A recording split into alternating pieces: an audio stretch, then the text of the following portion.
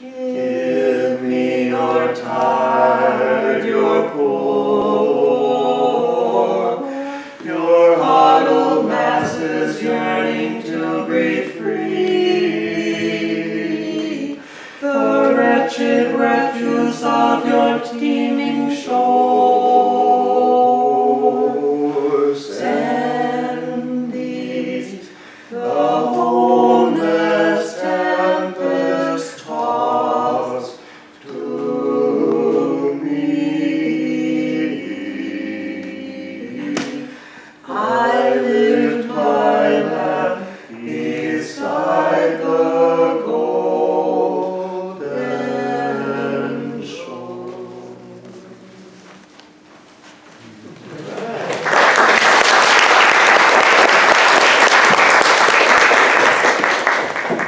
Is it me now? Yeah. Oh, let me start. You start. Yeah.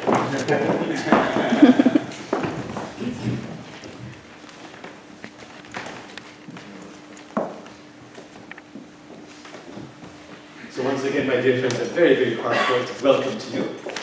I wanted to talk about a story unfolding in Mukilteo.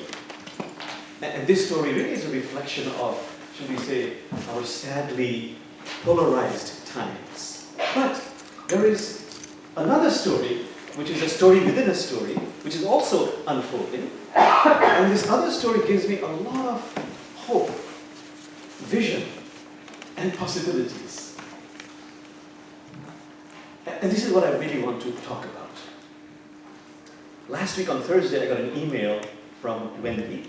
At first I thought, I don't know who this Wendy is. And she was saying she's very, very disturbed because her brother is conducting a campaign which says, keep Mukilteo safe,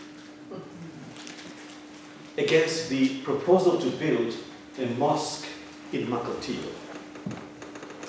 And she wants to get together and create some alliances. So she came and she brought her family. And she talked about the fact that her brother has very deep pockets. He's the founder of a very successful engineering aerospace company. And he has a lot of political influence in that area. And what is most disturbing, she said, is that he has a very deep commitment to extreme right-wing causes. Anti-immigration, homophobia, Islamophobia. And she's tried very hard, but she cannot change her brother's mind. But she would like, as the sister, to stand up and speak against this, make alliances to counter this campaign, and to help the mosque being built. Now this action really splashes in my heart. Why? Because she and her family are embodying a quality, a divine quality, which every tradition asks us to live. In this 21st century, we are faced with, devastating environmental degradation, distressing polarization. It requires on our part to have the moral courage to stand up and do something about it in the face of a lot of inconvenience, in the face of apathy, in the face of our attachment to our tribal interests, in the face of what Sufis called practicing truth of convenience. So when my Jewish cousin is living this moral courage as a Muslim, this really inspires me. And I said, we must have her talk about this. She also brought along with her another friend who I know also, Paul Kramer, who is a longtime resident of Mukilteo. And he talked about two things in the meeting. One is we must really raise our awareness about other people's cultures, about their religions, to really practice diversity. And the other point you made was that it is very important to come to know the other, not just people we agree with, but also people we disagree with, to have a human connection. And why did this resonate within me? Because some of you know, Gandhi was very, very passionate. He said, if you really want peace in a multi-religious society, it is the sacred duty of every individual to have an appreciative understanding of the other person's religion. It's not enough to say, I'm open-minded. He would say, what are you open-minded about? The second point, which is emphasized in the Quran, and this has become a mantra in interfaith now. The Quran says, if God wanted, God could have made all of us one single community. But out of a divine design, God chose to create diversity for one major reason, that you might come to know the other on a human level. This is the best way to overcome dehumanization and demonization. Our meeting on Friday was very brief. It was a very busy day. So I'm not fully sure exactly what they're going to say. I've heard a little bit. So I'm as eager as you are to hear our speakers. So let's invite our first speaker, the one who is living moral courage, Wendy Zieve.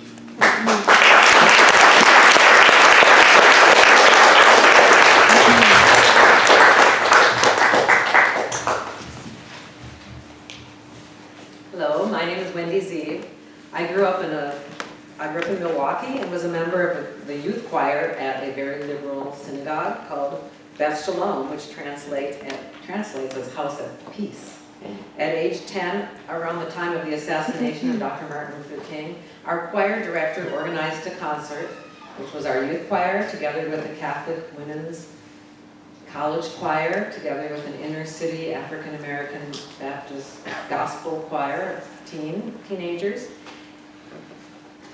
And we sang Up, Up with People. And we sang, no man is an island, no man stands alone. And we also sang the song from South Pacific, you've got to be taught to hate and fear, you've got to be taught in your dear little ear. So that stuck with me, that song. In those very years, the great social change activist Rabbi Abraham Heschel wrote these words, morally speaking, there is no limit to the concern one must feel for the suffering of human beings. Indifference to evil is worse than evil itself, that in a free society, some are guilty while all are responsible. I'm speaking today because of moral outrage and a sense of responsibility. I have grave concerns about the serious harm that is being caused, sadly, by my own brother. My brother is Peter Zieve, who also attended the very same synagogue that I did. He had the same parents that I had. He's the founder of a successful aerospace company in Mukilteo. I suffered a horrible moment waking up to see an article in the Seattle Times linking him to the anti-mosque mailing that was sent to the residents of Mukilteo. This shameful story pains me beyond words and had me howling. I could not just be silent. My last name is connected to it. I was aware of the work of Imam Jamal, so I contacted him. I did get some pushback from family members who felt that distancing as much as possible from the story was the only right thing to do. The right thing to do was something that was modeled for me by my parents and also by the synagogue, whose mission statement was, we strive to work in the greater community to promote better understanding and tolerance, and are committed to the ideal of repairing the world.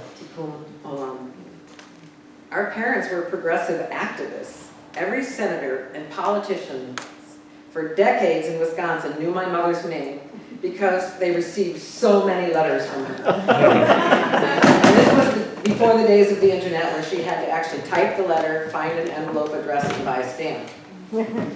Uncountable letters to the editor were published from my mother that spoke out against injustice. My parents were the children of immigrants whose families fled anti-Semitic violence in Eastern Europe. If you don't know this history, Hatred of Jews was very popular in 19th century and early 20th century Russian Empire. Official discrimination was imposed by reactionary governments. Malicious rumors were spread, and incitement to violence and mass murder was the order of the day. So if you can think of Fiddler on the Roof and how it ended. The United States offered liberty, justice, religious freedom, and educational opportunities, and opened doors to immigrants. Many of those immigrants prospered, as did my parents. They believed that it was important to give back to the community. My mother worked for human rights at United Nations developmental conferences, one in Cairo, one in Beijing, one in Johannesburg. Both my parents served countless positions of leadership. They created a foundation that gives out numerous college scholarships, and they supported dozens of other charities. Our name, Zieve, has been about respect and responsibility, far from this peddling of prejudice and preying upon fear. Zieve is a Hebrew word that means splendorous and brilliant, an adjective to describe the one God. This is just the beginning. I don't have to work on convincing my brother to change his mind, which is an unreachable goal. However, I can make alliances with the growing numbers of people that are speaking out on this issue and contribute my voice to the dialogue. It is time to rise above the fears and differences that divide us, and to make a human connection with the diverse members of our communities. Send us the peace of thy divine spirit, and unite us all in thy perfect being. Amen. Amen. Thank you.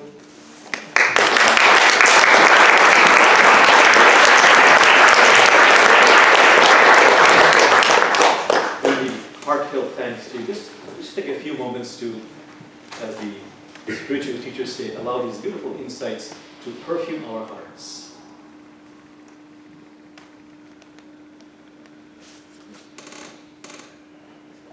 Thank you. Anything the family wants to say? I mean, her family is deeply immersed in global activist peace programs. So your silence is as good also, because you're doing wonderful work. But if you want to say something, please feel free. All right, okay. Then let me invite Brother Paul Kramer, longtime resident of Mukilteo, with these beautiful programs and ideas of what to do in Mukilteo.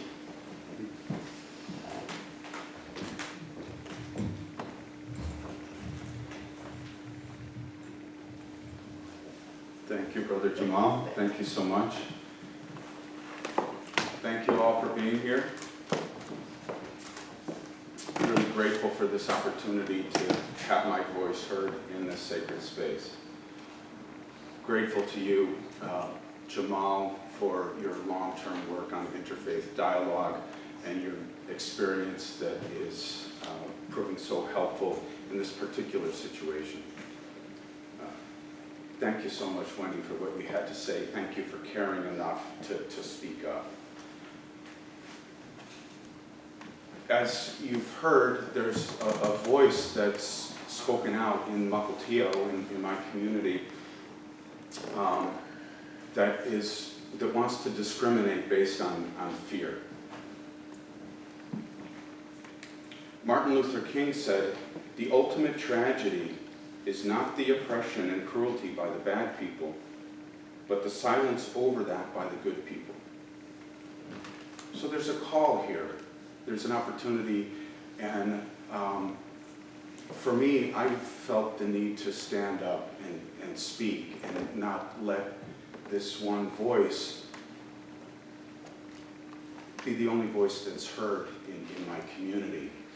Peter is a man of wealth. He's a very successful businessman. He has power and influence. So it's important that other people speak up, and I want mine to be one of those voices.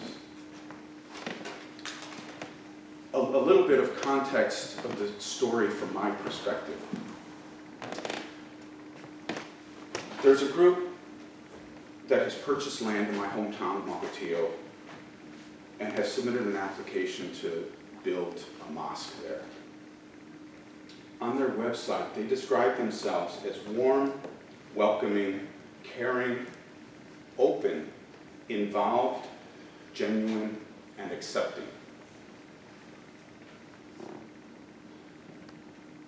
Doesn't sound so scary to me.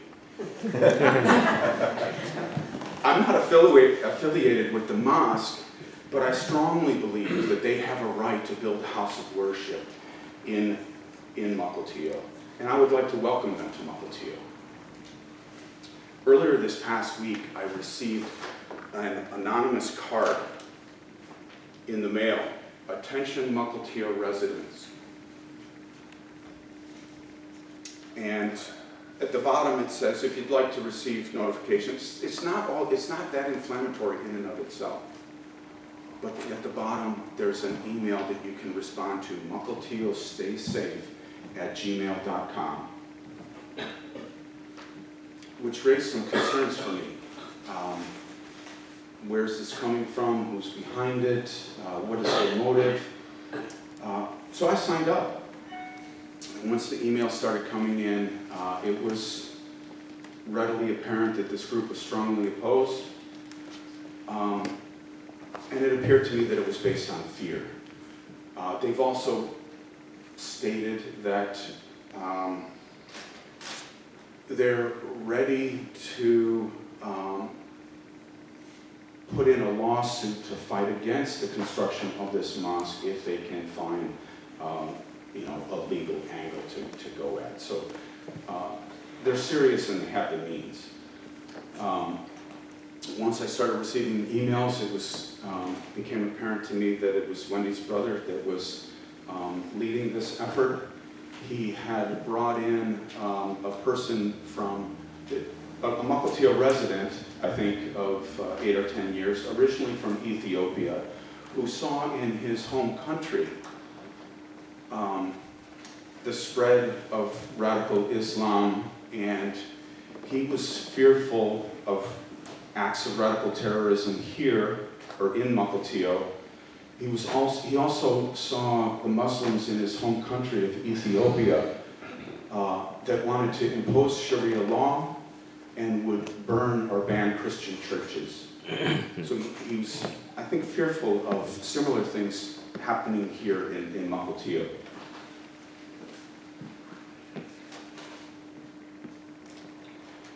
So this issue, it was picked up by the press, first because of the mystery of the card, where did it come from? Research was done and found out that it was from Peter, many articles in the paper, the Times, Mukilteo Beacon, Everett Herald, Puget Sound Business Journal. So I'm interested in this issue, so I read these articles, I look at the comments afterwards, and if you look at them, you get a taste of the polarization that's here in America and in our communities here, because they're really on both sides.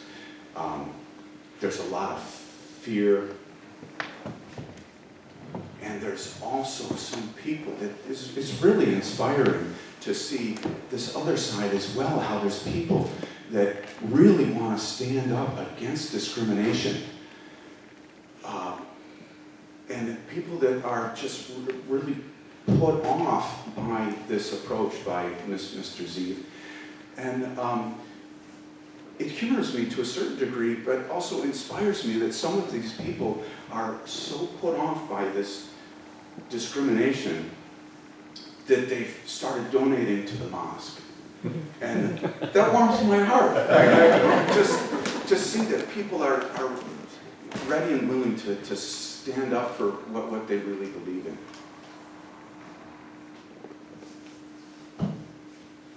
So for me, I do have some concerns about my community in Mukilteo, because I love Mukilteo. I lived there for 17 years. I have many friends there, some of whom are conservative Christians, and there is something of a conservative underpinning to the community of Mukilteo, and it's a diverse community and more diverse. And that's part of the reason why I want to welcome the mosque to Mukilteo, is to bring in more diversity to our community. I would like to help to create one or more community conversations in Mukilteo so that all of the voices could be heard, those in opposition, so that fears could be expressed, or other feelings, perhaps anger about some of the terrorist acts that have occurred, and those voices that want to stand up against discrimination, that anyways, allow voices to be heard in Mukilteo. What do the people of Mukilteo really want as a whole? Address concerns, educate people where necessary, so that, as Jamal suggested from the words of Mahatma Gandhi, that we can have an appreciative understanding of Islam in our community. Mukilteo is primarily Christian, and I love my Christian brothers and sisters, but there's an opportunity here for us as a community to learn and to grow. So it is my intention to help facilitate that, or help to make that happen in Mukilteo, to address this discrimination that Peter would like to have manifest in Mukilteo.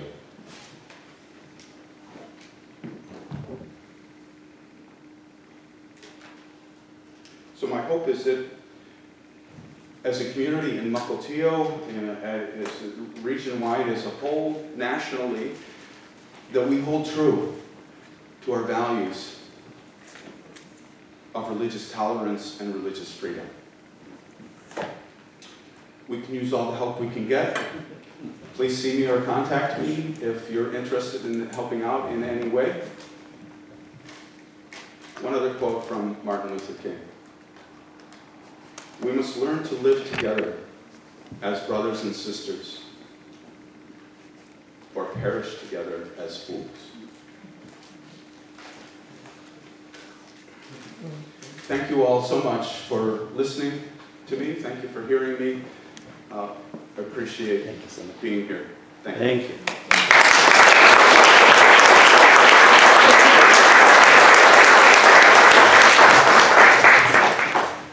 Once again, my dear friends, just a few moments of silence.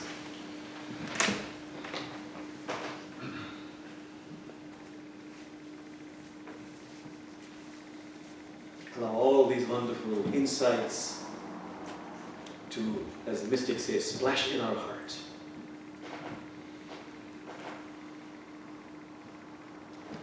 Thank you. My friends, very briefly, so from a spiritual perspective, what is it we can do? As my dear friend, Brother Paul suggested, from a spiritual perspective, here's a very critical insight. When we criticize someone,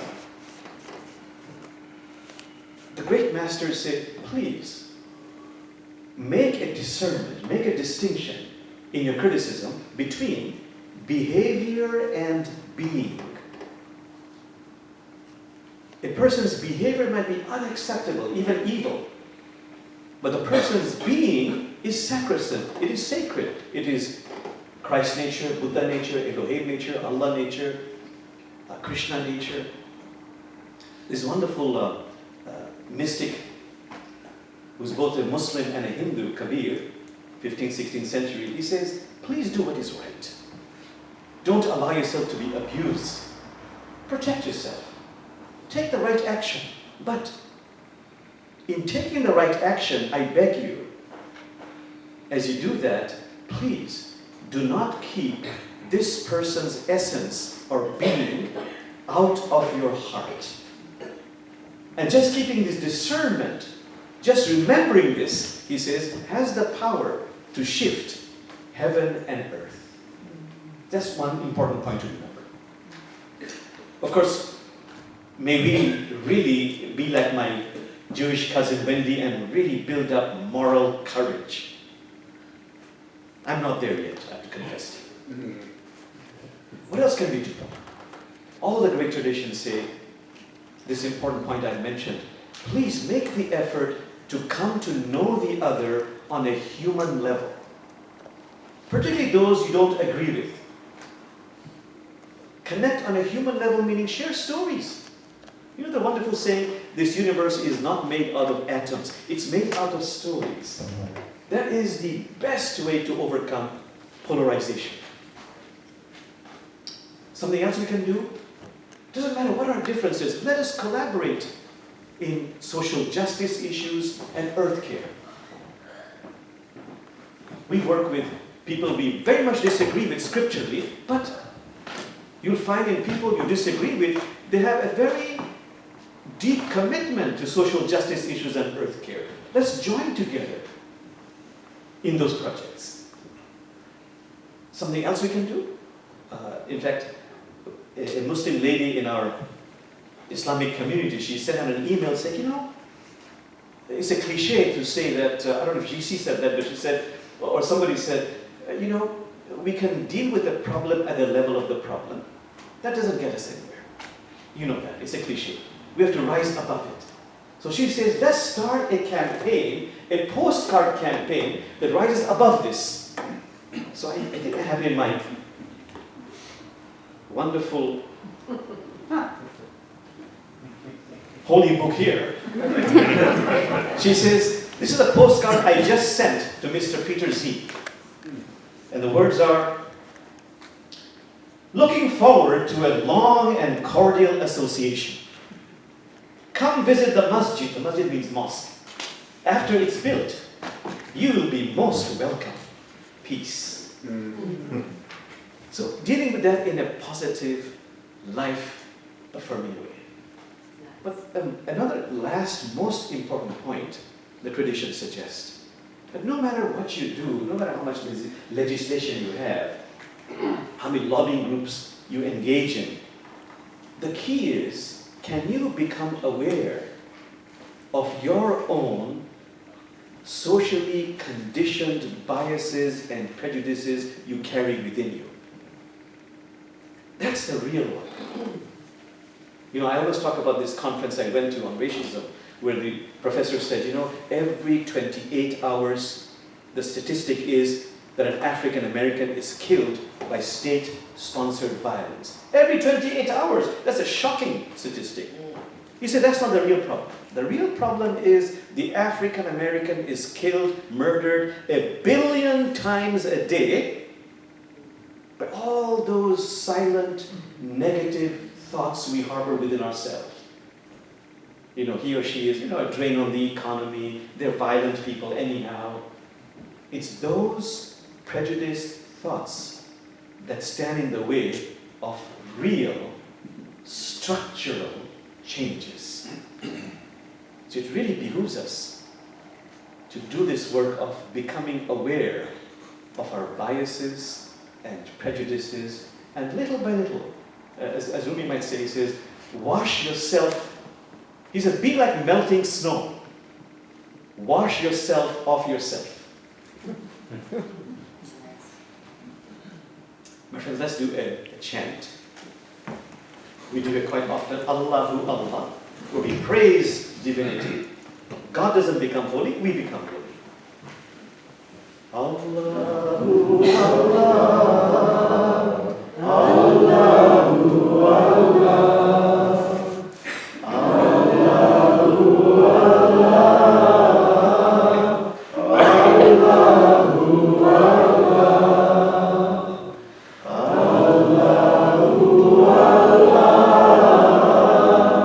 Allahu Allah. Just the beloved women, please.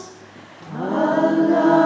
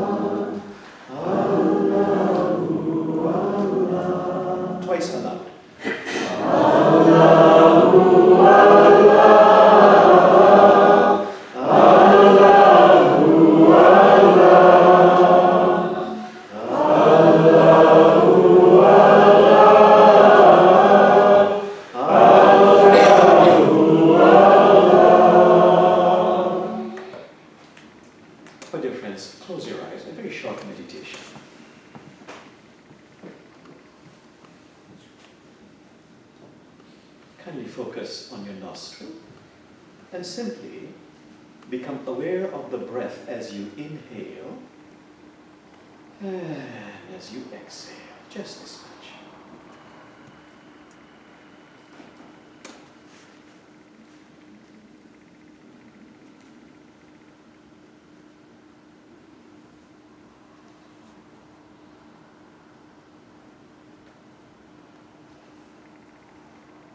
If your attention strays, absolutely all right. Compassionately bring it back to the nostril and simple awareness of the breath.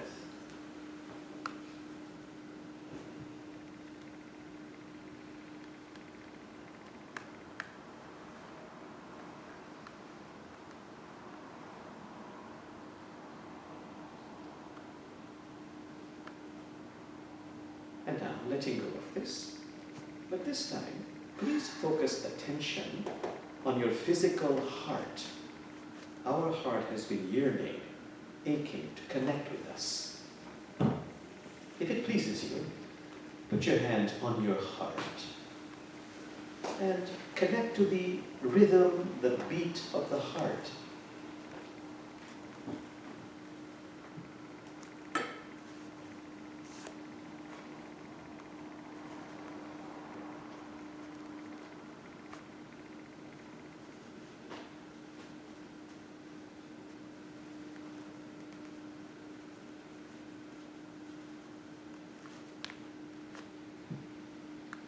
And with the heart, listen to this beautiful revelation that came with the Prophet Muhammad, peace be upon him, in a dream, where God or Spirit says to each one of us, I cannot be contained in the space of the earth. I cannot be contained in the space of the heavens, but I can be contained in the space of the pure, loving heart of my devotee.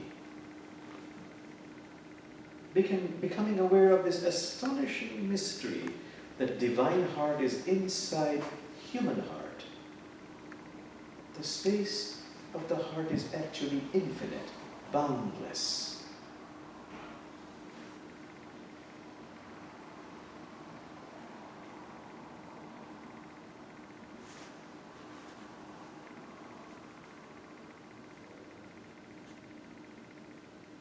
And now, planting words of beauty silently into this